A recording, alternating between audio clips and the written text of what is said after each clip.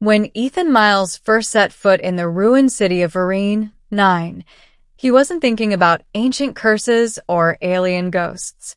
He was thinking about views, followers, and a good clip for his exploration channel. The world had changed since the collapse, a century after humanity had spread among the stars and then nearly lost everything. Earth's descendants were scavengers now, crawling through dead worlds, streaming their finds to earn credits. Vereen 9 had been abandoned for over 1,000 years. Once the heart of the Cerati civilization, its atmosphere was toxic, its cities petrified in glassy stone. Rumors said their gods had walked among them, and one day, turned to statues. Ethan and his small crew, Juno, a sharp-tongued engineer, and Cade, a quiet ex-soldier, landed their dropship among towers half-melted by time. They were after the legendary Vault of Whispers, where the Cerati supposedly stored memories in crystalline veins. Juno set up scanners while Ethan narrated into his drone camera. Day 3, Vereen 9 ruins. Nothing but dust, acid rain, and ghosts of an empire, he said dramatically. His voice echoed off the statues that lined the square, tall, elegant, humanoid figures with elongated faces and curling head crests. Creepy art, Juno muttered, brushing off a sculpture's cheek. They look almost alive. Cade just frowned. Don't touch anything that looks back. Hours later, while scanning a collapsed temple, Ethan found it, the statue. It stood alone in a chamber lit by the dim glow of bioluminescent fungus. Unlike the others, it wasn't cracked or faded. Its eyes were made of faintly blue crystal, and its lips were curved into a half-smile. It radiated a strange stillness, as if waiting. Ethan, half bored and half thrilled, turned on his drone. Check this out, guys. The Cerati goddess of memory.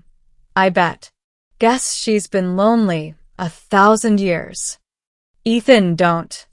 Juno started, but too late. He leaned in and pressed a mocking kiss against the statue's cool cheek. The instant his lips touched stone, a pulse went through the air. The light flickered. A faint hum filled the room like a breath after endless silence. Ethan stumbled back as the statue's eyelids, thin plates of crystal, blinked. The voice that followed wasn't sound but vibration, inside his skull, soft and trembling. Ethan. The drone camera dropped to the floor. Juno swore and backed away. What did you do? Ethan's pulse roared in his ears. The statue was moving now, faint motes of dust sliding off its shoulders. Its crystalline eyes glowed brighter, focused directly on him. I didn't do anything, he stammered. It said my name. That night, the crew sealed the chamber and fled back to the dropship. The feed had gone viral already, millions of views in an hour. Everyone thought it was a hoax. But when Ethan tried to sleep, he felt a whisper in the back of his mind. Ethan, the air is cold. He woke in a sweat, the ship's temperature sensors flickering randomly. The next day, Juno noticed the statue's readings had changed. It emitted low-frequency energy, matching human neural waves. Either it copied you, Juno muttered, or it's calling you. Cade checked his weapon. We leave in the morning. But curiosity was stronger than fear. Ethan returned to the chamber alone. The statue seemed warmer now, its color subtly changing. You know my name, he said softly. How? The reply came faintly, not through his ears, but through his memories. I was waiting for the one who remembers the light. What light? The storm that ended us. The human ships came before the silence. You touched us once, and then left us to die. Ethan froze. You mean my ancestors? The statue's crystal fingers twitched, flexing like awakening muscle. You're kind. You carried the flame of minds. I am Salara, last of the Cerati keepers. The air trembled with static. The temple walls seemed to hum with her voice. "Why are you waking now?" Ethan asked. "Because you called me back," she whispered. "You kissed the stone. That act, contact, opened the memory gate." A blue symbol appeared beneath his boots, glowing softly. He stumbled back, but the light wrapped around his wrist like liquid glass. Images flooded his mind, cities in the clouds, silver towers, the Serity walking beside humans centuries ago. Then fire, war, screams. He fell to his knees. When he came to, Juno and Cade were dragging him out. His veins glowed faintly blue. "What the hell happened?" Juno demanded. "I think I linked to her." To Saylara. She remembers everything.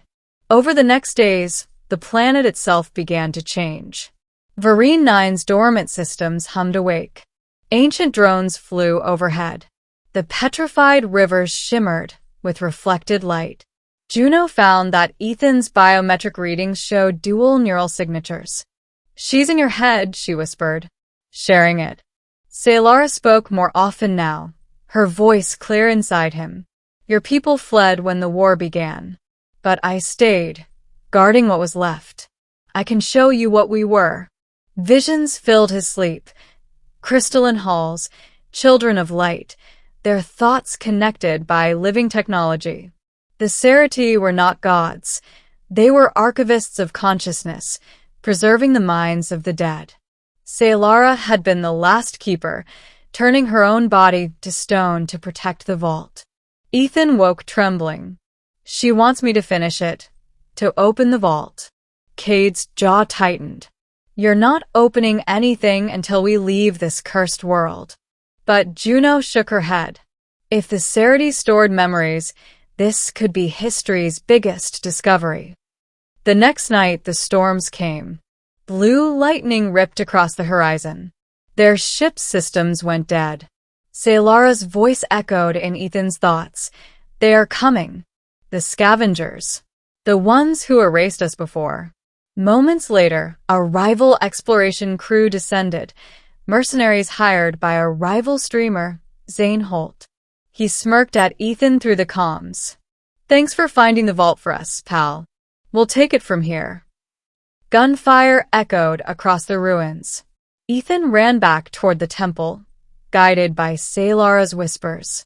"The gate responds to your touch. Only you can open it." "Then help me stop them," he shouted. "Join with me," she replied. Completely. He hesitated, but then he saw Juno pinned under debris, Cade fighting hopelessly against 3 armed scavengers. He reached the statue again and placed his hand over its glowing heart. Light erupted. The air filled with a sound like singing glass. Saylara's form disintegrated into shards of energy that flowed into him. His skin blazed with blue fractal lines. When Zane's men burst through the doorway, the light struck them like a wave, hurling them back. Their weapons melted into slag. Ethan stood still, breath ragged. He could see through walls, feel the pulse of the world beneath his feet. The city was alive again because he was part of it. "Ethan?" Juno whispered. He turned. His eyes glowed like crystal. "She's inside me now. I can hear them all, the Serity. Millions of voices." Saylara spoke through him, her tone gentle but vast. "The vault opens." Beneath the temple, the floor split open to reveal a cavern of light. Thousands of statues stood below, Serity frozen mid-motion. As the energy spread, one by one they blinked awake, their crystalline bodies glowing faintly. Cade fell to his knees. "They're alive."